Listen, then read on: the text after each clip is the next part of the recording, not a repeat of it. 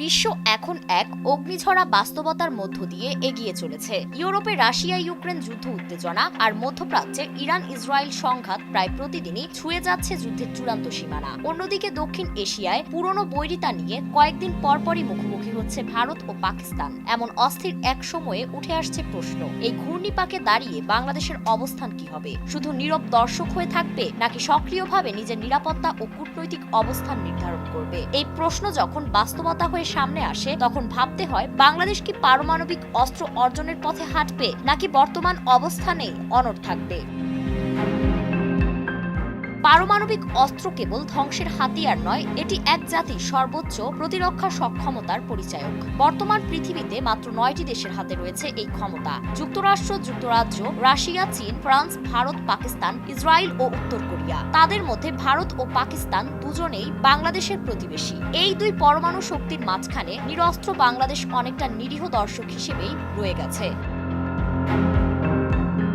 বাংলাদেশ 1989 সালেই পারমাণবিক অস্ত্র বিস্তার রোধ সংক্রান্ত আন্তর্জাতিক চুক্তিতে স্বাক্ষর করে। ফলে রূপপুর পারমাণবিক বিদ্যুৎ কেন্দ্র এখনো পর্যন্ত শান্তিপূর্ণ উদ্দেশ্যে ব্যবহারের প্রতীক হয়ে রয়েছে। তবে যদি ভারত পাকিস্তান যুদ্ধে জড়িয়ে পড়ে তাহলে এর প্রভাব সরাসরি এসে পড়বে বাংলাদেশের উপর। সীমান্তে শরণার্থীর ঢল, খাদ্য ও জ্বালানি সংকট, আমদানি রপ্তানি বাধাগ্রস্ত হওয়া, মূল্য বৃদ্ধি এবং রাজনৈতিক অস্থিতিশীলতা সব একসঙ্গে ধাক্কা দিতে পারে। কিন্তু এই বাস্তবতায় বাংলাদেশের জন্য পারমাণবিক শক্তি অর্জনের পথ এত সহজ নয়।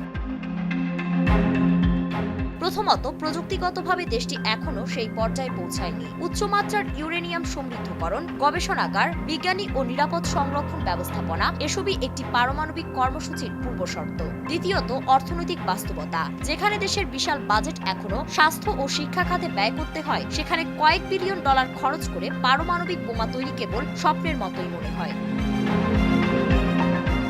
তৃতীয়ত এবং সবচেয়ে গুরুত্বপূর্ণ, আন্তর্জাতিক পরিসরে পারমাণবিক অস্ত্র তৈরির সিদ্ধান্তের কঠোর প্রতিক্রিয়া আসবে। জাতিসংঘ, আন্তর্জাতিক পারমাণবিক শক্তি সংস্থা, এমনকি পশ্চিমা জোটগুলো বাংলাদেশের উপর নিষেধাজ্ঞা আরোপ করতে পারে। বিদেশি সহায়তা বন্ধ হয়ে যেতে পারে, বিনিয়োগ কমে যেতে পারে, এমনকি কূটনৈতিক সম্পর্কেও টানাপোড়েন দেখা দিতে পারে।